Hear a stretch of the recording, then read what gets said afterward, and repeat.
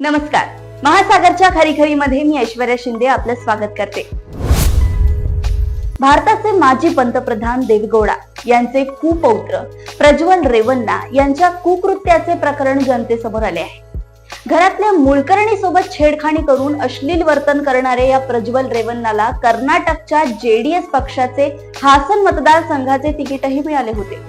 तेथील मतदानही पार पडले आहे. याचे काळे कारनामे समोर येतात हा प्राणी आता परदेशात पसार झालाय. त्याच्या घरातील मोलकरणीने याचे अश्लील प्रताप उघड केले आहे.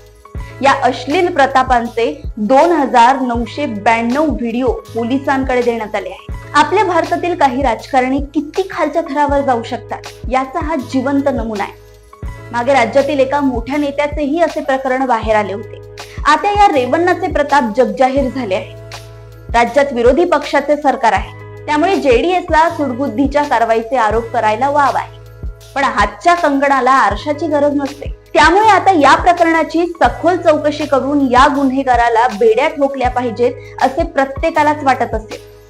हासन मतदारसंघातून हा अश्लील प्रताप करणारा प्रज्वल रेवन्ना जरी निवडून आला ना, तरी झालेल्या तक्रारीची गंभीर दखल घेऊन फास्ट ट्रॅक कोर्टात खटला चालवून या माणसाला कठोरात कठोर शिक्षा मिळालीच पाहिजे. कोणत्याही परिस्थितीत हे प्रकरण झाकण्यात येऊ नये अशी सर्वसामान्य जनतेची अपेक्षा असावी.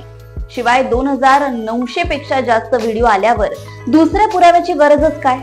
त्यामुळे हे प्रकरण कोणत्याही परिस्थितीत दडपू नये एवढीच जनतेची अपेक्षा आहे.